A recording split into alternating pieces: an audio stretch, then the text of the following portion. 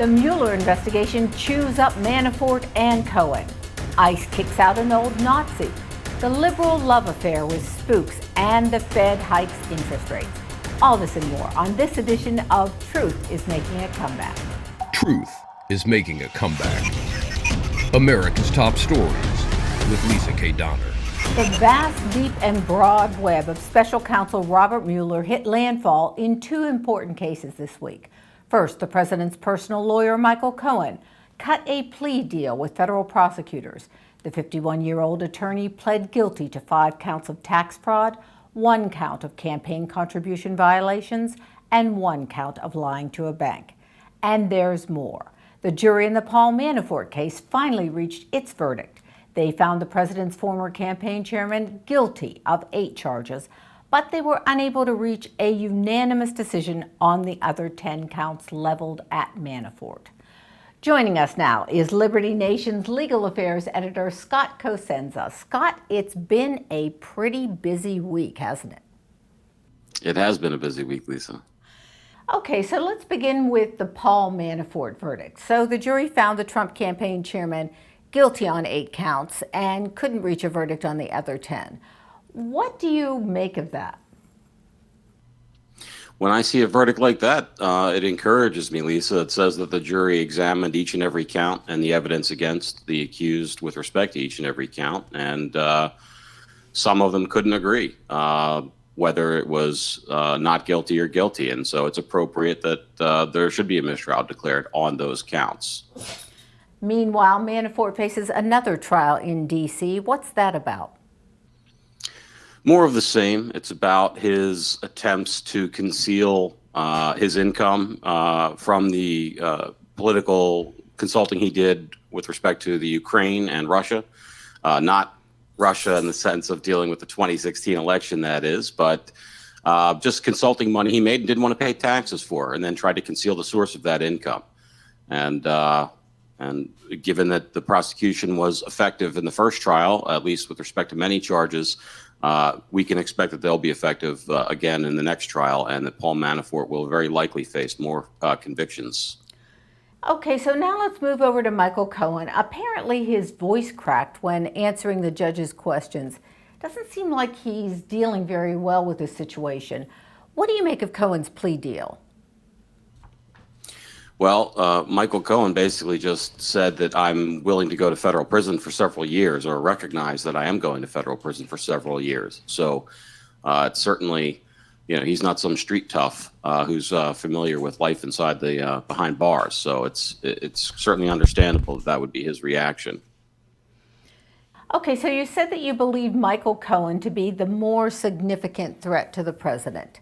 Let's talk about that a little. Well, certainly, the behavior that Manafort was convicted of occurred well prior to the election or the announcement of President Trump's candidacy even. That's old stuff that we presume Mueller is using as a lever to try to get Manafort to testify against Donald Trump. But it doesn't implicate Donald Trump's behavior directly. Whereas with Mr. Cohen, he has pled guilty to federal election crimes. So he has said that he paid or caused to be paid money to Stormy Daniels, and I think Karen McDougal is the name of the other woman, for the purpose of influencing the campaign. And in fact, I made a note of his quote so that I could read it now, Lisa. And it's what he said was, "I participated in this conduct, which on my part took place in Manhattan for the principal purpose of influencing the election." Now, the reason why that is a vital distinction is because if Donald Trump orchestrated these payments or authorized or instructed him to make these payments for the purpose of influencing the election, then the idea is that could be seen as impermissible election spending, violative of campaign finance laws. If, however, Donald Trump did it in order to protect his reputation, whether that be with the public at large or his family, again, this is an allegation of extramarital dalliance, then it may not be illegal. And so I thought it was curious the way it was structured and the way the quote says, "on my part." So we'll have to see whether that was on Mr. Trump's part or not. And Scott, any final thoughts for our viewers? Yes, I think the best takeaway that we can make, Lisa, is that the hypocrisy about private sexual conduct when it comes to some members of who've been president of the United States versus others is so strong that we need smelling salts to be able to pick ourselves up off the floor from it. Donald Trump had a one-night stand with this woman and didn't want anybody to know about it. And because people don't like, I guess, the fact that Donald Trump beat Hillary Clinton, and they can kind of wrap it up into this Russia collusion case, there now is like the whiff of that this has something other than to do with the fact that Donald Trump simply wished to conceal a sexual encounter with a woman that wasn't his wife. And that's the long and short of it. I guess the moral of the story is don't be friends with the president. That's Liberty Nation's legal affairs editor Scott Cosenza reporting from Washington, D.C. Immigration and Customs Enforcement wheeled an old Nazi out of his New York home and onto a plane headed for Germany this week.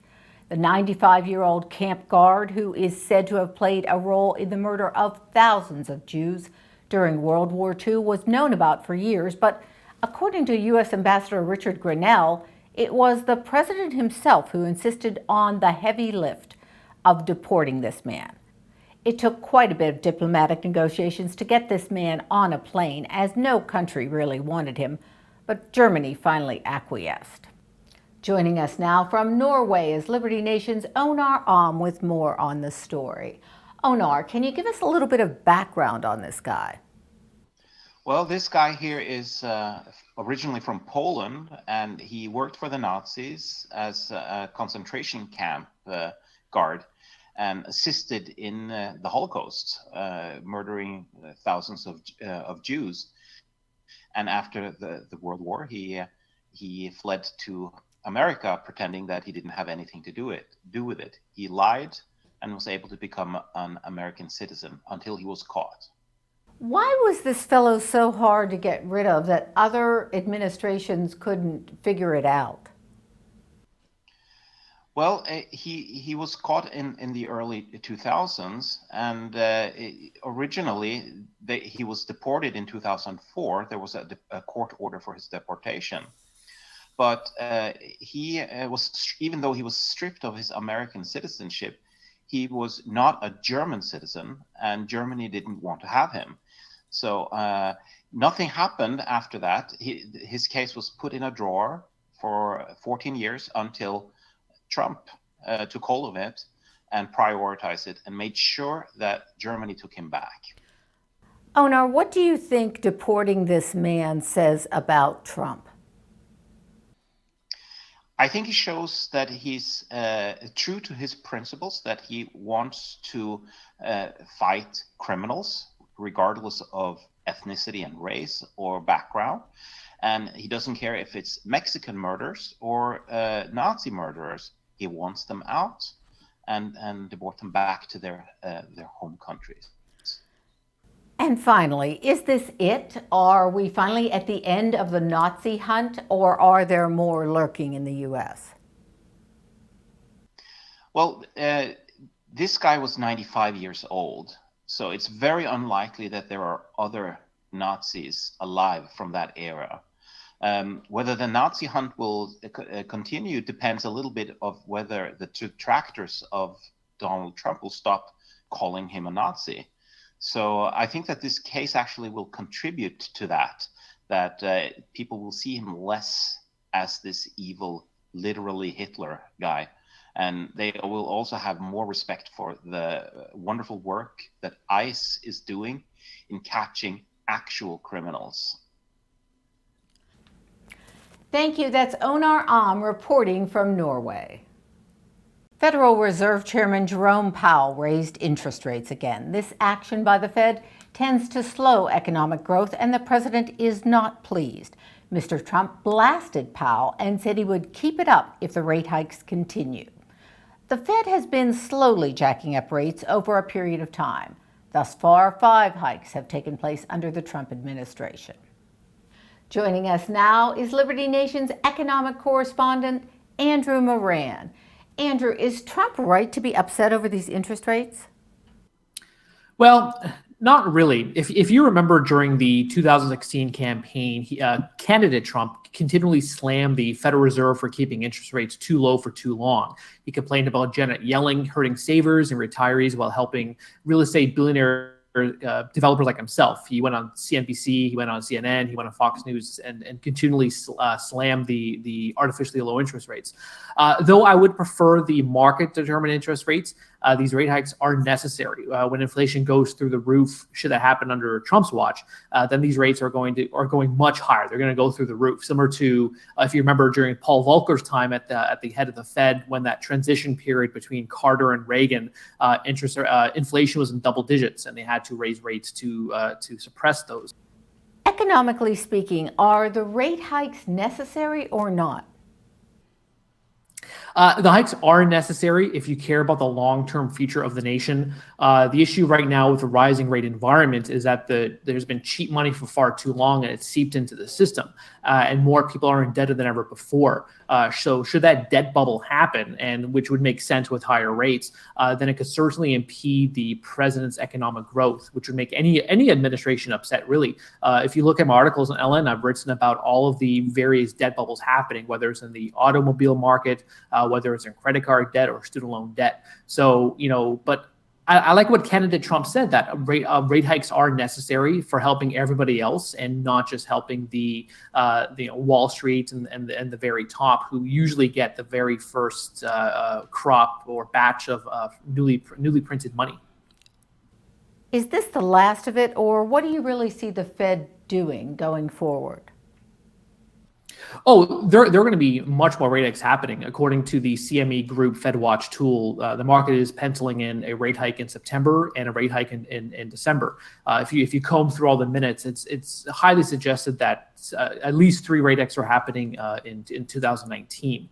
Perhaps Jerome Powell, he'll say on Friday at the Jackson Hole annual retreat that they'll slow down, but it's very necessary. And again, with inflation happening, with the billions of dollars that were printed over the years, these rate hikes are going to be fast and furious. So just buckle your seatbelts, Dorothy, because these rate hikes are going to be in double digits, in the next few years. That's Liberty Nation's Andrew Moran, economics correspondent. Does anyone out there remember when those on the left despised the CIA? They were spook haters of the First Order in the Watergate era. The name J. Edgar Hoover was synonymous with everything that was wrong with America, and the clandestine services were responsible for everything from Vietnam to the Iraq War. Today, the left defends the intelligence community at every turn. They have suddenly been transformed, writes Liberty Nation's Joe Schaefer, into, quote, notable guardians of truth and justice. Joe joins us now to discuss his article, The Liberal Love Affair with the Spooks. Welcome, Joe. Glad to have you on Truth is Making a Comeback. You seem to put your finger on an odd transformation in the body politic. That is, the liberals have done sort of an about-face about the clandestine services. Well, in a word, it's Trump. One word to sum it up. This is Trump derangement syndrome. And it's really hard to overstate just how much of a villain the CIA has been in the liberal mindset for 50 plus years now. If you just go through what they've believed over the years, not saying what's necessarily factually true, but what liberals have believed, there could not be a bigger bad guy in liberal minds for 50 years. And then Donald Trump gets elected, and these same people, these torturers, warmongers, overthrown democracies, death squads, they're all of a sudden patriots. They're preserving the American way, and it's all because they're speaking out against Donald Trump. You point out that Washington Post writer Paul Waldman differentiates between what he calls the deep state and the Trump state. What does he mean by that? Well, they see the Trump state as a bigger threat to American democracy than what they had previously considered the deep state to be as a threat. And if you really want to break down what the Trump state is, to them, it's another imperial presidency like Nixon. But I mean, they were saying that from day one. What it really is is they never considered it a legitimate election. The people who voted for Donald Trump did not vote the way that they approve of, and they see it as a coup. A president being elected through our system of government is a coup in their minds, and the people who put Donald Trump in office are a bigger threat to what their idea is of democracy than the CIA, shadow governments, deep state, all of which they believed in up until the point when Trump got elected. Now, all of a sudden, these heartland voters, these rural people, they elected this person who's going to overthrow democracy, and they're a threat to the American way of life. So the Trump state, which is really the people who elected Donald Trump, are considered to be a bigger threat in these people's minds than any shadowy, rogue, unaccountable organizations within the United States government. Finally, Joe, do you believe this liberal love affair with the deep state will last, or are we talking a fling here? No, I think it's going to continue because this is the trajectory that the Democratic Party, the progressive mindset is going on. They're not in their intellectual phase anymore. They're not thinking about ideas. They're in their power phase. They want to assume control of this country. They want it run their way, and any elections that don't go their way aren't real elections. So they want to win. They want to win power, and they see the people who are voting against them as an obstruction to them taking power. So it's only natural that they're going to align themselves with these government forces that they see can be used to keep in check these opponents of theirs that they see as a danger to democracy because they don't agree with them politically. But yeah, they're seeking power. The CIA, the FBI, these shadow agents, they're all about power. It's a natural fit for the Democrats to go on falling in love with with the deep state as they try to seize power in this country. That's Liberty Nation's Joe Schaefer reporting from Florida. Thanks so much, Joe.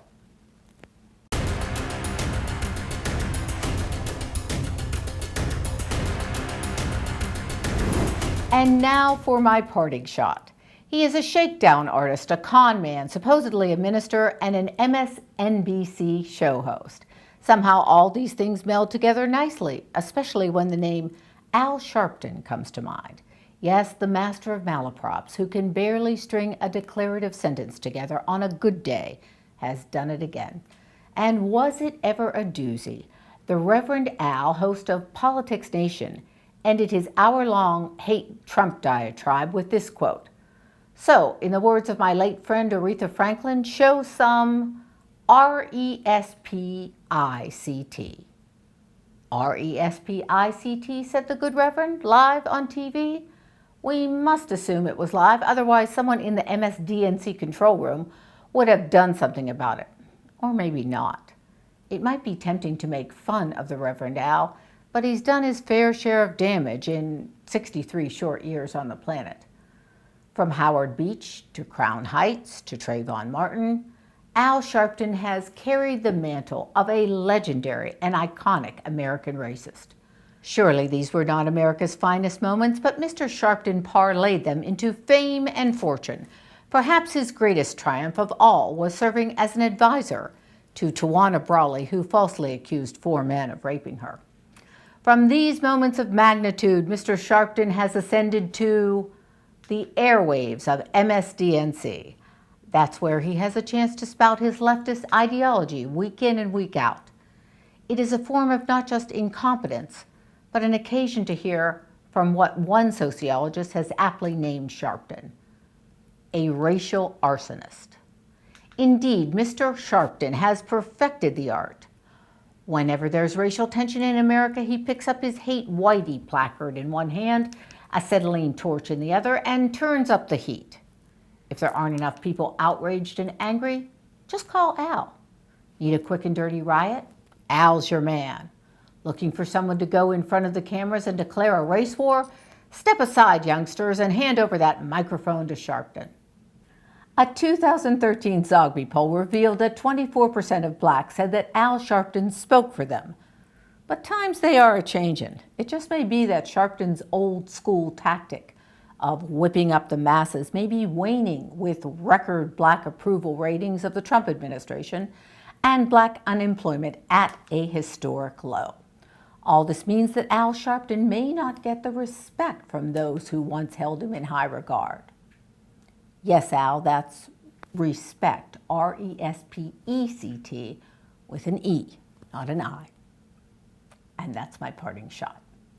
Coming up this week, the Manafort verdict, Russian sanctions, and Hillary fundraisers. All this and more on LibertyNation.com, where truth is making a comeback.